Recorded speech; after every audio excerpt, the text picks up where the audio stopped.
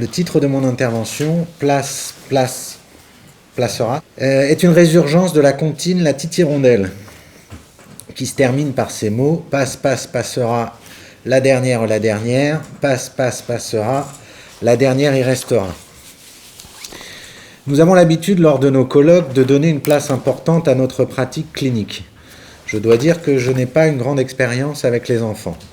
Par contre, j'ai travaillé auprès de personnes sans domicile fixe et j'ai assuré les supervisions d'équipes de lieux d'accueil, foyers, pensions de famille et d'assistantes maternelles accueillant des enfants placés. Cette question de la protection de l'enfance, du placement et de ses conséquences m'a paru un angle intéressant. Un peu d'histoire me semble nécessaire pour commencer.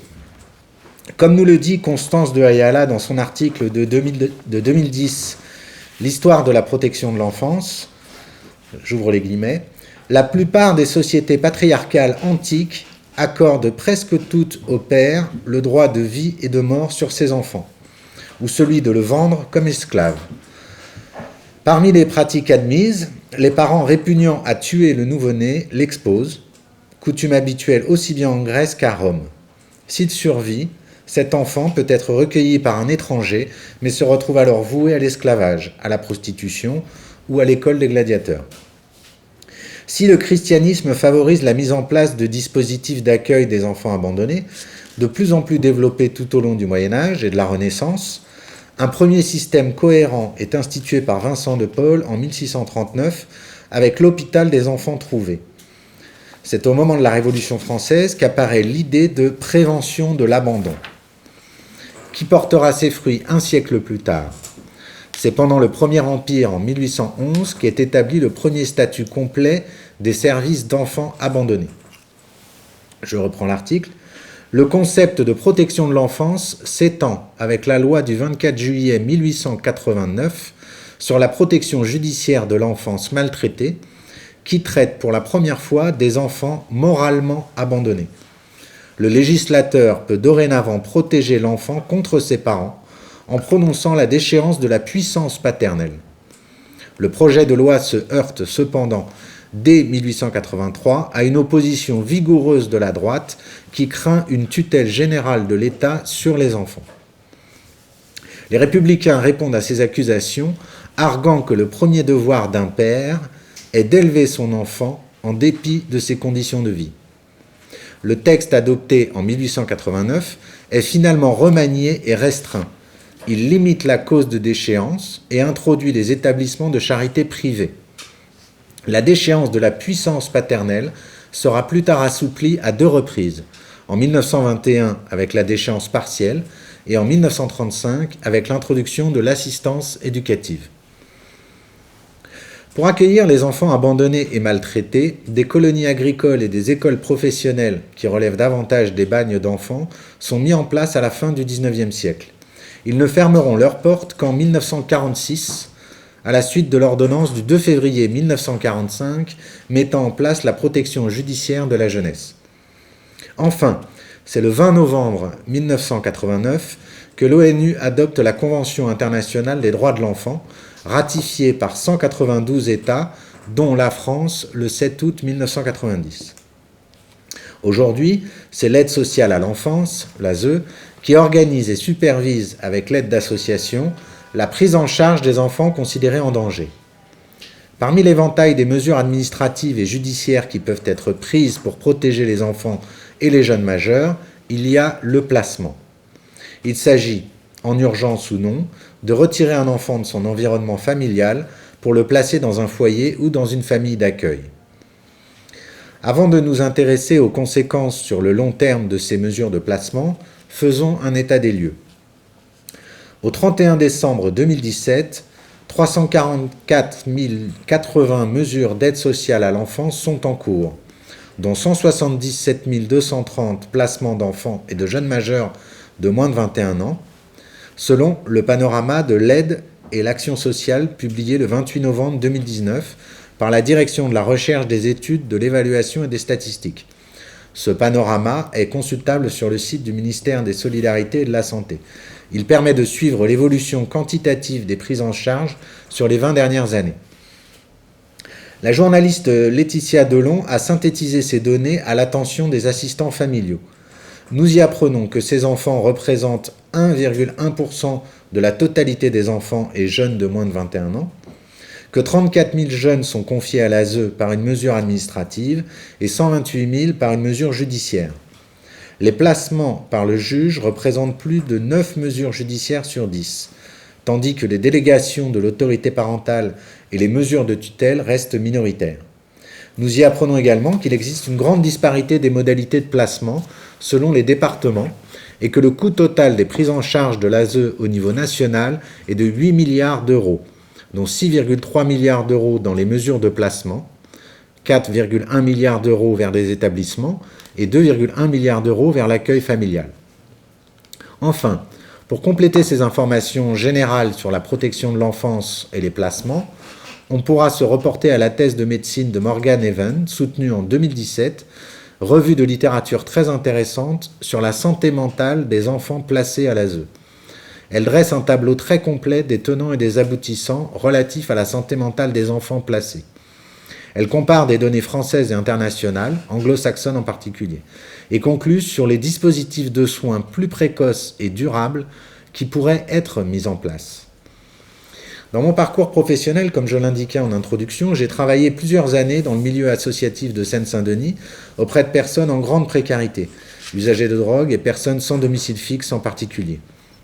J'avais été frappé par les parcours très chaotiques de ces personnes et par la fréquence des placements dans leur enfance. Ce qui a été confirmé par une étude d'Isabelle Fréchon et Maryse Marpsa, publiée par l'INSEE en 2016. Je cite « En France, et c'est le cas dans de nombreux pays occidentaux qui disposent d'un système de protection de l'enfance, la proportion de personnes ayant été placées dans leur enfance est relativement faible dans la population générale, de l'ordre de 2 à 3%, alors qu'elle atteint 23% en 2012 parmi les utilisateurs des services d'aide, hébergement temporaire et restauration gratuite pour ceux nés en France. Cette étude très complète nous montre également que parmi les utilisateurs de services d'aide, ceux qui ont été placés dans l'enfance ont significativement davantage de problèmes avec l'alcool ou la drogue, 41% chez les personnes anciennement placées et 35% chez les autres.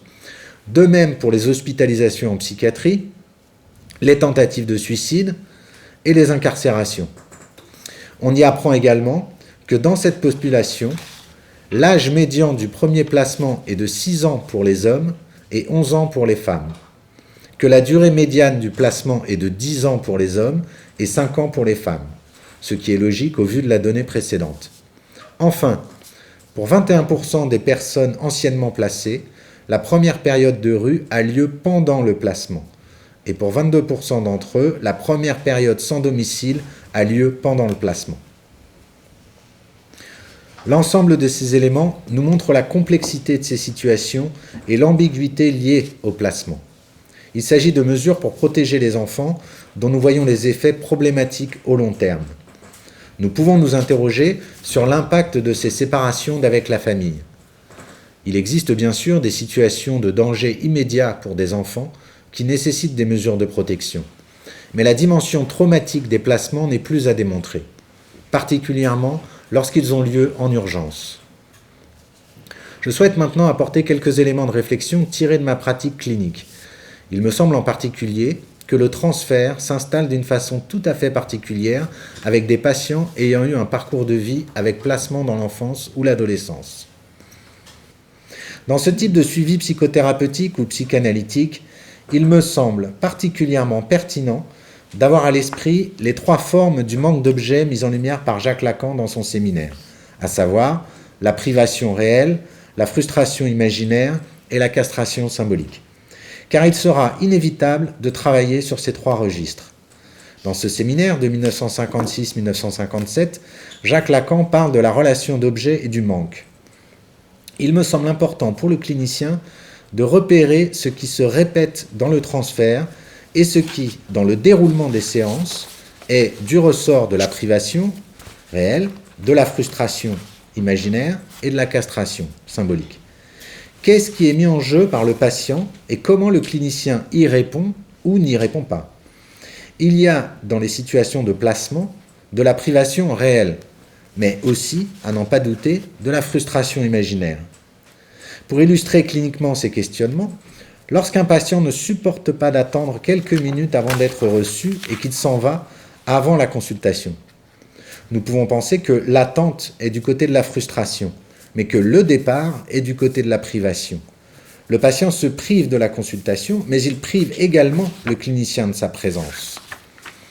Demander au patient de régler cette séance qu'il a manquée introduit de la castration symbolique.